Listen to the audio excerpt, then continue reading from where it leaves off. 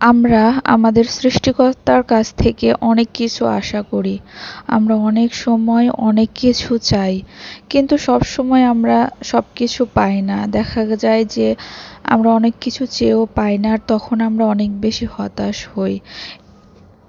অনেক সময় আমাদের মহান আল্লাহ তাআলা পরীক্ষা নিয়ে থাকেন, কিন্তু আমরা ধৈর্য ধরতে শিখিনি, আমরা ধৈর্য ধরতে পারি না। সবসময় মনে রাখবেন, আপনি যা চান আপনার সৃষ্টিকর্তা আপনাকে তার থেকে অধিক দিতে চান। উনি আমাদেরকে দেওয়ার জন্যই আছেন। আমরা শুধু একটু ধৈর্য ধরতে পারি না। ধৈর্য ধরলে অবশ্যই আমরা উত্তম কিছু পাবো। তুমি অনেক বেশি অভাবে আছো, তোমার অনেক কিছু প্রয়োজন, তুমি কারো কাছে চেও না, তুমি শুধু মহান সৃষ্টিকর্তা আল্লাহ তাআলার কাছে চাও। উনি তোমাকে সব দেবেন। তুমি যা চাবে তার থেকেও অধিক তোমাকে দেওয়া হবে। শুধু ধৈর্য ধরতে হবে আর বিশ্বাস রাখতে হবে।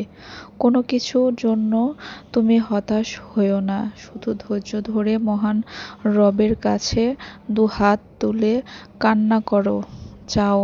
নামাজে সেজদায় পড়ে কান্নারত অবস্থায় আল্লাহর কাছে দুহাত পেতে চাও।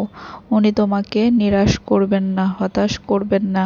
তোমার সকল চাওয়া পাওয়া পূরণ করবেন। শুধু তোমাকে একটু ধৈর্য ধরতে হবে।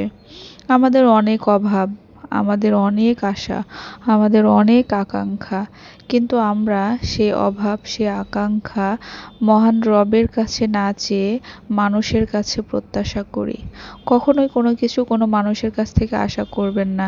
সেটা সেটা সম্মান হোক বা অর্থ সম্পদ, সবসময় রবের কাছে চাইবেন, যিনি আপনাকে সম্মান, অর্থ সম্পদ সব কিছুই এনে দিবেন আপনার পায়ের কাছে। শুধুমাত্র ভরসা করুন, ইবাদত করুন এবং সৎ পথে থাকুন, তাহলেই জীবনের সবকিছু পেয়ে যাবেন। আপনার জীবনে যদি অনেক অভাব হয়ে থাকে, আপনি যদি অনেক অভাবের মধ্য দিয়ে যেয়ে থাকেন, তাহলে হতাশ হবেন না। শুধু বিশ্বাস রাখুন এবং ভরসা রাখুন। একটা কথা মনে রাখবেন, আপনার সৃষ্টিকর্তা কিন্তু আপনাকে ভীষণ ভালোবাসেন। উনি আপনাকে নিজে হাতে তৈরি করেছেন। আপনি তাকে ভালো নাই বাসতে পারেন, তার কথা স্মরণ নাই করতে পারেন, কিন্তু মহান রব, মহান সৃষ্টিকর্তা আপনাকে অনেক বেশি ভালোবাসেন। তাই কোনো কিছু যদি চাইতেই হয়, তাহলে মহান সৃষ্টিকর্তার কাছে চান। উনি আপনাকে নিরাশ করবেন না। উনি আপনাকে আপনার সকল চাহিদা, সকল আকাঙ্ক্ষা পূরণ করে দিবে।